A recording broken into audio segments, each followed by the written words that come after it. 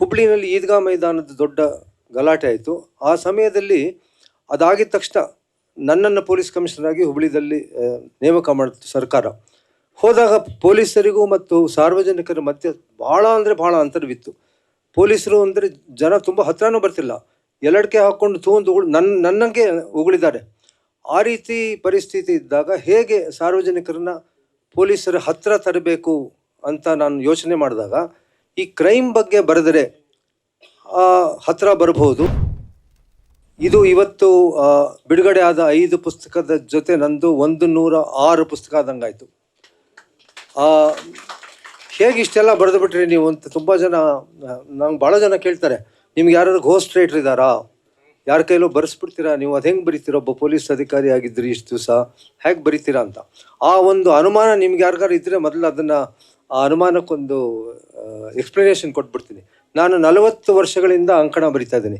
ಈ crime diary ಅಂತ ಏನು ಬರೆದಿದ್ದೀನಿ, ಕ್ರೈಮ್ ಕಥೆಗಳು ನಾವು ಬರೆಯೋಕ್ಕೆ ಶುರು ಮಾಡಿದ್ದು 1983ರಲ್ಲಿ. ಸುಧಾದಲ್ಲಿ ಮೊದಲು ಧಾರಾವಾಹಿ ಆಯಿತು, ಅದಾದ ಮೇಲೆ ತರಂಗದಲ್ಲಿ ಬಂತು, ಆಮೇಲೆ ಎಲ್ಲ ಪತ್ರಿಕೆಗಳು, ಕನ್ನಡ ಎಲ್ಲ ಪತ್ರಿಕೆಗಳಲ್ಲಿ ನಾನು ಅಂಕಣ ಲೇಖನಗಳು ಬರೆದಿದ್ದೀನಿ. ಈ ಅಂಕಣ ಲೇಖನ ಎಲ್ಲ ಒಂದು 40-45 ಆಗಿದ ತಕ್ಷಣ ಅದು ಒಂದೊಂದು ಪುಸ್ತಕ ಬರೋಕ್ಕೆ ಶುರು ಆಯಿತು.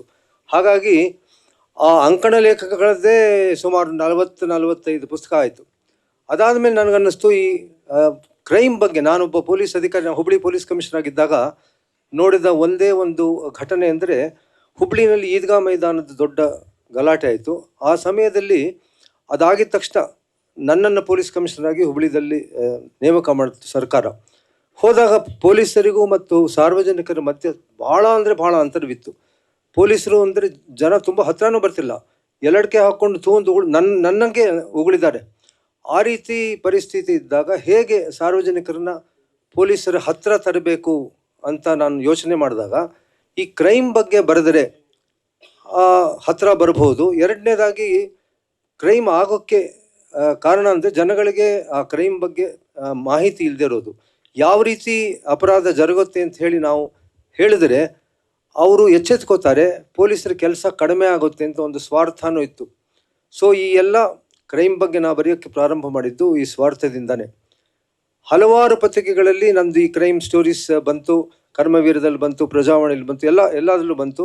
ಈ ವಿಜಯವಾಣಿನಲ್ಲಿ ಕಳೆದ 6 ವರ್ಷಗಳಿಂದ ಪ್ರತಿ ಭಾನುವಾರ ಬಂತು. ಅದು ಭಾಳ ಪಾಪ್ಯುಲರ್ ಆಯಿತು. ಅದೆಲ್ಲ ಸೇರಿ ಇವತ್ತು ಈ 4 1, 2, 3, 4 ಏನು ಬಿಡುಗಡೆ ಆಗ್ತಿದೆ ಅದು ವಿಜಯವಾಣಿಯಲ್ಲಿ ಬಂದಂಥ ಎಲ್ಲ ಕಥೆಗಳ ಒಂದು ಗುಚ್ಛ. ಇದರಲ್ಲಿ ಒಂದು ಮಹತ್ವ ಏನಿದೆ ಅಂದರೆ ಈ ಕಥೆಗಳು, ಕಾಸರವಳ್ಳಿಯವರು ಹೇಳಿದ್ರು ರೋಚಕವಾಗಿಲ್ಲ ಅಂತ. ನಾನು ರೋಚಕವಾಗಿ ಬರೆಯೋಕ್ಕೆ ಹೋಗಲ್ಲ. ಒಬ್ಬ ನಿರ್ಲಿಪ್ತ ನೋಡುಗನಾಗಿ ಆ ಕ್ರೈಮ್ ಬಗ್ಗೆ ಹೇಳ್ತೀನಿ. ಯಾಕೆಂದರೆ ಕ್ರೈಮನ್ನು ರೋಚಕ ಮಾಡೋಕ್ಕೆ ಹೋದರೆ ಅವರೇ ಹೇಳಿದಾಗ ಎಲ್ಲರೂ ಕ್ರೈಮ್ ಮಾಡೋಕ್ಕೆ ಹೋಗ್ತಾರೆ. ನಂದು ಕತೆ ಓದಿ ಅಪರಾಧಿಗಳಾದರೆ ನಾನು ಯಾವ ಕಾರಣಕ್ಕೆ ಅದು ಬರೆದಿದ್ದೆ ಅದರದ್ದು ಆ ಕಾರಣನೇ ಫೇಲ್ಯೂರ್ ಆಗೋಗುತ್ತೆ. ಹೀಗಾಗಿ ರೋಚಕವಾಗಿ ಬರೆದಿಲ್ಲ. ಆದರೆ ಪೊಲೀಸ್ ಅಧಿಕಾರಿಗಳಿಗೆ, ಸಾಮಾನ್ಯ ಓದುಗರಿಗೆ, ಅಡ್ವೊಕೇಟ್ಗಳಿಗೆ ಈ ಕಳೆದ 10 ವರ್ಷಗಳಲ್ಲಿ ಭಾರತದ ಬೇರೆ ಬೇರೆ ಭಾಗಗಳಲ್ಲಿ ಅಪರಾಧ ಯಾವ ರೀತಿ ಬದಲಾವಣೆ ಆಯಿತು, ನಾನು ಪೊಲೀಸ್ ಇಲಾಖೆ ಸೇರಿದಾಗ ಹೇಗಿತ್ತು, ಈಗ ಹೇಗಿದೆ, ಯಾವ ರೀತಿ ಕ್ರೈಮ್ ಬದಲಾವಣೆ ಆಗಿದೆ, ಅಪರಾಧಿಗಳು ಬದಲಾಗಿದ್ದಾರೆ, ಅಪರಾಧಗಳ ಸ್ವರೂಪ ಬದಲಾಗಿದೆ, ಅದನ್ನು ಪೊಲೀಸರು ಯಾವ ರೀತಿ ನಿರ್ವಹಿಸ್ತಿದ್ದಾರೆ ಅಂತ ಅದು ತಿಳಿಸೋಕೆ ಈ 4 ಪುಸ್ತಕ ಆಗಿದೆ.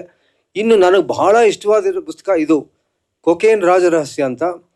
ಇದು ಪಾಬ್ಲೋ ಎಸ್ಕೋಬಾರ್ ಅನ್ನುವ ಅತ್ಯಂತ ಕುಖ್ಯಾತ ಕ್ರಿಮಿನಲ್ ಬಗ್ಗೆ ಬರೆದಿದ್ದೀನಿ.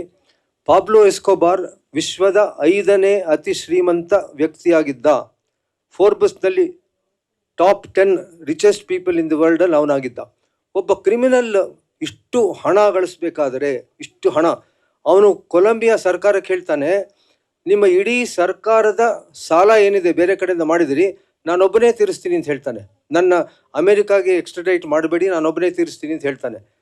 ಅಂಥ ಒಬ್ಬ ಮನುಷ್ಯ 44 ವರ್ಷ ಮಾತ್ರ ಅವನು ಬದುಕೋದು. 44th year he gets killed. 16 ವರ್ಷದಿಂದ 44 ವರ್ಷದ ತನಕ ಅವನು ಇಡೀ ವಿಶ್ವದ ಕ್ರಿಮಿನಲ್ ಸಾಮ್ರಾಟ ಅಂತ ಕರೆಸ್ಕೋತಾನೆ. ಅಂಥವನ ಬಗ್ಗೆ ನಾನು ಬಹಳ ವರ್ಷದಿಂದ ಅದು ಓದ್ತಾ ಇದ್ದೀನಿ. ಸುಮಾರು 10-15 ವರ್ಷದಿಂದ ಅವನ ಬಗ್ಗೆ ತಿಳ್ಕೊಂಡಿದ್ದೀನಿ. ಅವನ ಬಗ್ಗೆ ಬರೀಲೇಬೇಕು, ಅವನ ಬಗ್ಗೆ ಜನಕ್ಕೆ ಗೊತ್ತಾಗಬೇಕು ಅಂಥೇಳಿ ಪಾಬ್ಲೋ ಎಸ್ಕೋಬಾರ್ ಮೇಲೆ ಇದು ಪುಸ್ತಕ ಬರೆದಿದ್ದೀನಿ. ಇದು ನನ್ನ ಹಿಂದೆ ಸಪ್ನಾನೇ ಪಬ್ಲಿಷ್ ಮಾಡಿದಂಥ ಇತರ ಪುಸ್ತಕಗಳು, ವೀರಪ್ಪನ ಮೇಲೆ ನಾನು ಏನು ಬರೆದಿದ್ದೀನಿ, ಅಥವಾ ಶೋಭರಾಜ್ ಮೇಲೆ ಏನು ಬರೆದಿದ್ದೀನಿ, ಅಥವಾ ಬಿನ್ ಲಾದನ್ ಮೇಲೆ ಏನು ಬರೆದಿದ್ದೀನಿ, ಅದ್ರ ಜೊತೆ ಇದು ಪೂರಕವಾಗಿ ಆ ಪುಸ್ತಕ ಆಗುತ್ತೆ. ಇದಿಷ್ಟು ಪುಸ್ತಕಗಳು ನಾ ಬರೆದಿದ್ದೀನಿ. ಇವತ್ತು ಇವೆಲ್ಲವನ್ನು ನಿಮ್ಮೆಲ್ಲರ ಸಮ್ಮುಖದಲ್ಲಿ ಬಿಡುಗಡೆ ಮಾಡಿದ ಸಪ್ನಾ, ನಿತಿನ್ ಶಾದವ್ರಿಗೂ ಮತ್ತು ಇಲ್ಲಿರುವ ಎಲ್ಲ ಸಹೃದಯರಿಗೂ, ಮತ್ತು ನನ್ನ ಪುಸ್ತಕಗಳನ್ನು ನೀವೆಲ್ಲ ಬಹಳ ಪ್ರೀತಿಯಿಂದ ಓದ್ತಾ ಇದ್ದೀರಾ. ನೀವು ಯಾರೂ ಖರೀದಿ ಮಾಡದೆ ಹೋಗಿದ್ದರೆ ಸಪ್ನಾ ಇಷ್ಟೊಂದು ಪುಸ್ತಕ ಪಬ್ಲಿಷ್ ಮಾಡ್ತಿರ್ಲಿಲ್ಲ. ಇವತ್ತು ಇನ್ನೊಂದು ನನ್ನ ಸಂತಸ ವಿಷಯ ಹಂಚ್ಕೋಬೇಕಂದ್ರೆ, ಸಪ್ನಾ ನನ್ನದು ಇವತ್ತು ಏನು 5 ಪುಸ್ತಕ ಪಬ್ಲಿಷ್ ಆಗಿದೆ, ಅದರಿಂದ 33 ಪುಸ್ತಕ ಪಬ್ಲಿಷ್ ಆಗಿದೆ. ಸೊ ಇವರು ಪಬ್ಲಿಷ್ ಮಾಡೋದು one of the top most writers ಅಲ್ಲಿ ನಾನು ಆಗ್ಬಿಟ್ಟಿದ್ದೀನಿ. I am very proud to thank Nitin and Doddegowda for this honour that they have given me. ನಿಮ್ಮೆಲ್ಲರಿಗೂ ಬಹಳ ವಂದನೆಗಳು. ನಮಸ್ಕಾರ.